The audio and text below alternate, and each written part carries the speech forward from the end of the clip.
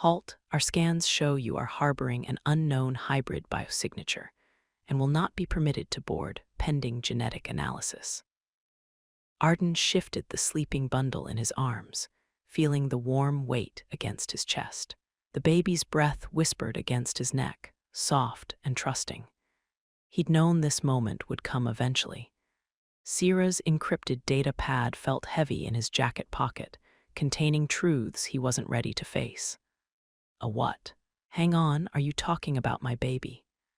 The security scanner at Brendel Station's docking bay hummed with threatening efficiency. Amber warning lights bathed the corridor in cautious gold, casting long shadows that stretched like searching fingers. Arden could smell the ozone from scanning arrays, taste the metallic tang of recycled air thick with tension. Oh, so you even gave it a name. Commander Corvex stepped forward, his copper-burnished skin catching the harsh overhead lighting. Geometric patterns across his forearms pulsed with faint bioluminescence that spoke of professional suspicion. His three-fingered hands rested near the stun baton at his hip. The scanning array's mechanical voice continued its emotionless proclamation. The biosignature exhibits unprecedented genetic markers. Quarantine protocols require immediate isolation pending xenobiological assessment.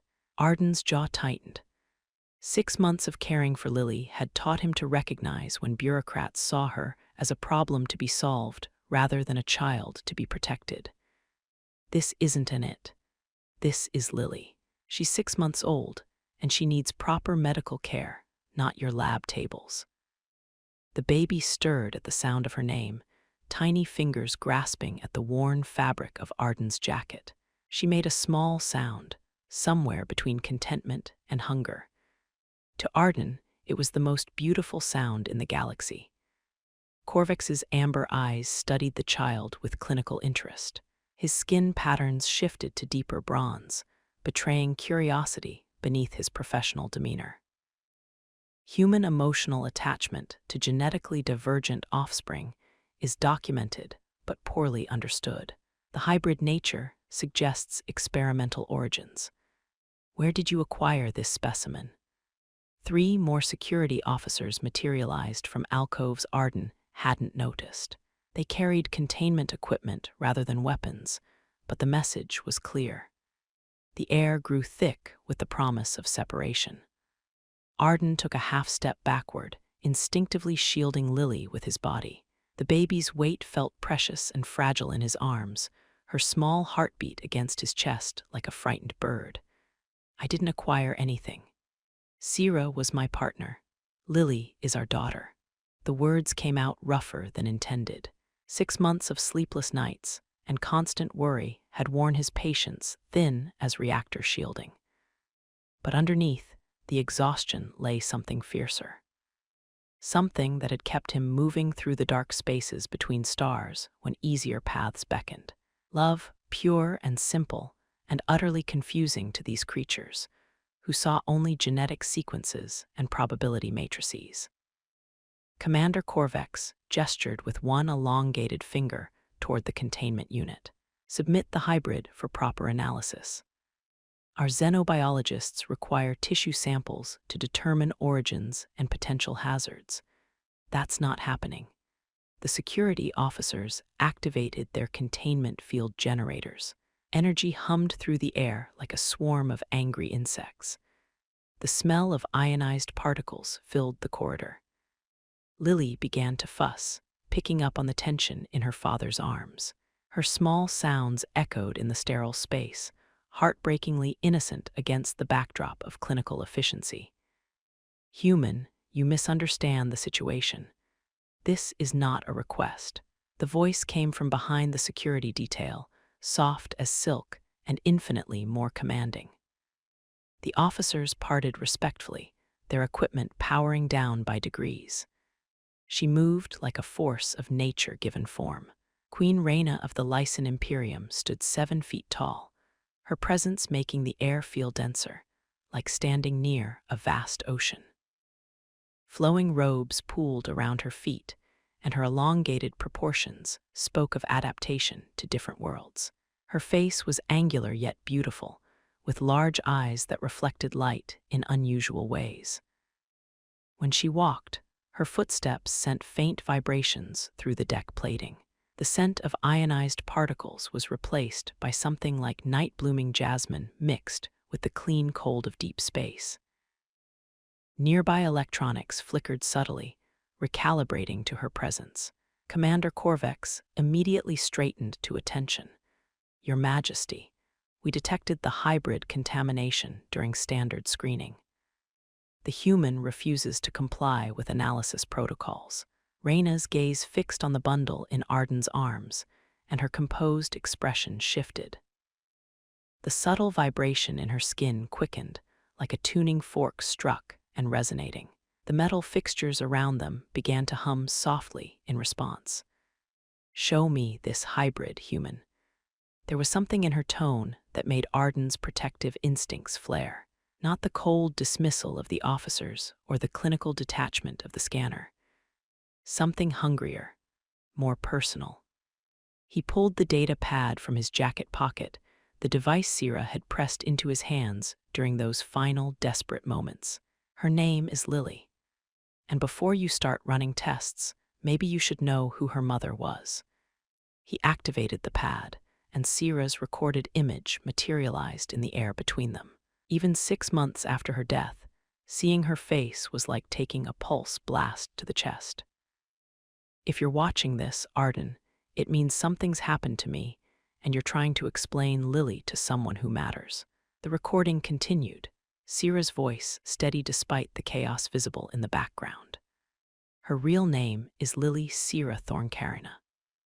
She's the daughter of Queen Reyna of the Lycan Imperium and myself, conceived during the genetic compatibility trials following the plague of empty worlds.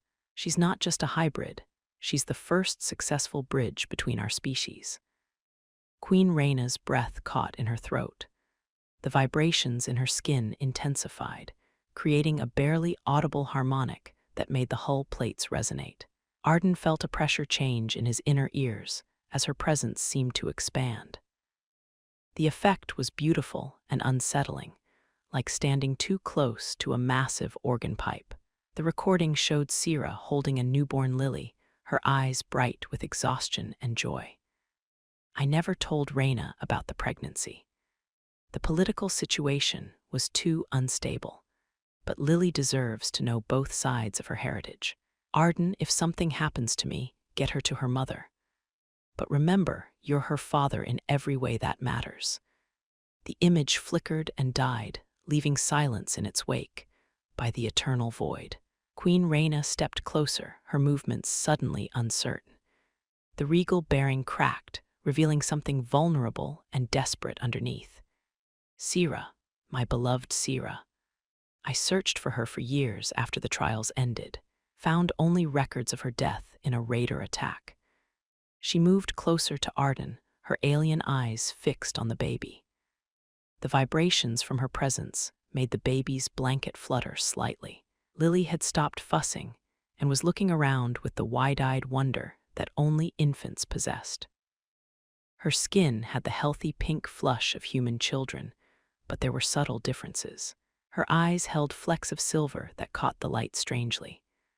Her hair was darker than expected for someone so young, with an almost metallic sheen. And when she moved, there was a grace to her tiny gestures that seemed almost deliberate. "She has my eyes, Sira's knows. But the way she moves," Reyna's voice broke on the last words. Her breathing synchronized with the station's life support rhythm, creating an odd harmony.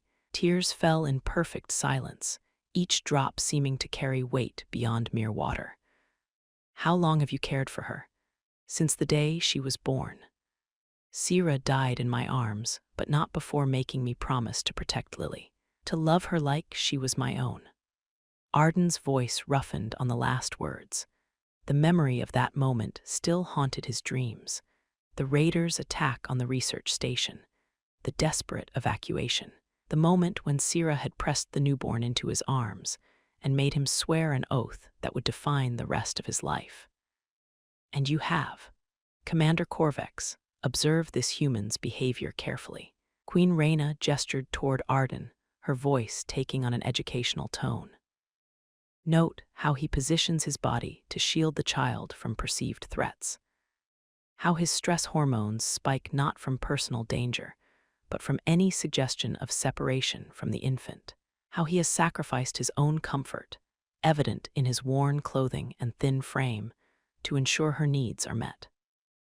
Corvex studied Arden with new interest, his geometric patterns shifting to configurations that spoke of academic curiosity. Your Majesty, human parenting behavior is well documented. Not like this, Commander. Our own people struggle with cross-species acceptance.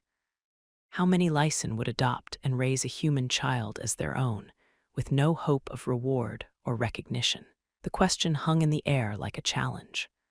Corvex's patterns shifted again, this time toward deeper bronze that indicated uncomfortable contemplation. Very few, Your Majesty, and yet this human took a child that shares none of his genetic material and devoted 6 months of his life to her welfare. Look at his hands, Commander, the calluses from manual labor to earn passage money, the way he instinctively checks her breathing even during conversation. This is not mere duty or obligation. She turned back to Arden, and for the first time since the confrontation began, he saw something like wonder in her ancient eyes. This is love expressed through action. The kind of fierce protectiveness our philosophers claim is purely instinctual, yet here displayed across species barriers. Lily chose that moment to reach out toward the alien queen, her small hand grasping at empty air. The baby's silver-flecked eyes tracked Reyna's movement with unusual focus, and she made a happy gurgling sound. She recognizes genetic compatibility markers. The science was sound. But she trusts you completely, Arden. That level of infant bonding requires consistent care, emotional attunement, and absolute reliability. You have given her something our most advanced child-rearing protocols struggle to provide. Commander Corvex cleared his throat. Your Majesty, what are your orders regarding the hybrid? Her name is Lily, and my orders are to prepare quarters for my daughter and her father. The word hung in the air between them like a bridge spanning impossible distances.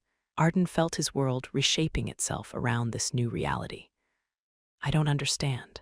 Her father. You have done something remarkable, human. You took a child who was not of your species, who carried genetic markers that would mark her as alien in your world, and you chose to love her anyway. More than that, you chose to sacrifice for her. Queen Reyna moved closer, until they formed an unlikely triangle around the baby. In our culture, such devotion transcends biology. You have proven yourself through your actions. The question is, will you continue? Arden looked down at Lily, who was babbling contentedly and reaching for both of them with tiny, grasping hands. The thought of losing her now, after everything they'd been through together, was like contemplating the death of his own soul. But accepting meant binding himself to an alien world, alien customs, an alien future. She needs both of us, doesn't she? Yes, she is the bridge between our peoples. But more than that, she is a child who has known unconditional love, and she deserves to keep that. The queen moved closer, until they were standing together like a family portrait painted in starlight and determination. I have one condition. Name it. No more scans calling her a specimen.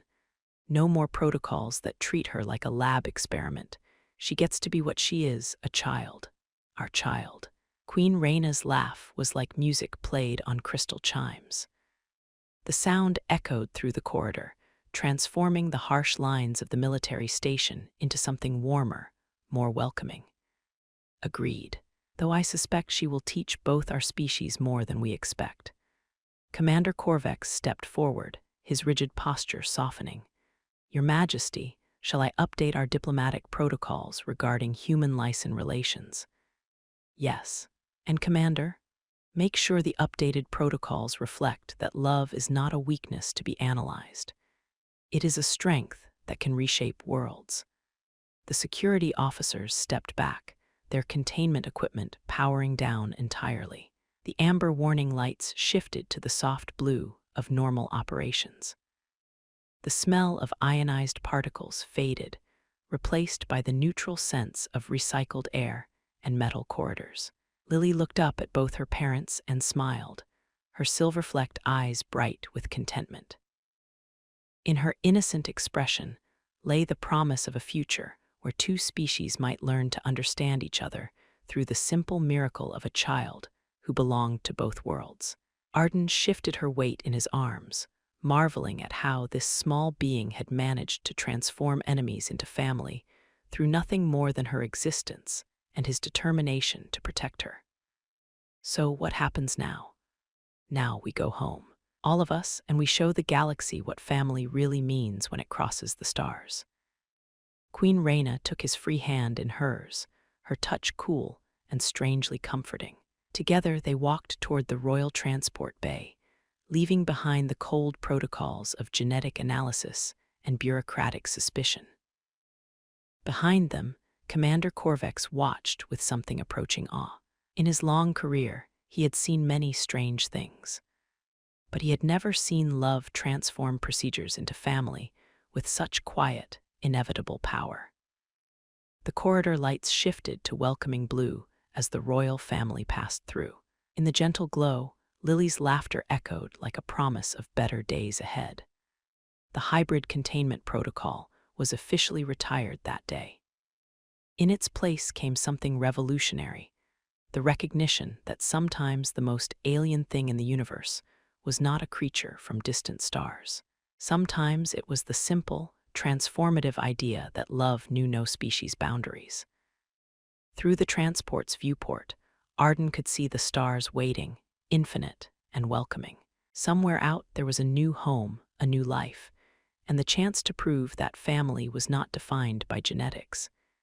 It was defined by choice, by sacrifice, by the willingness to love without reservation.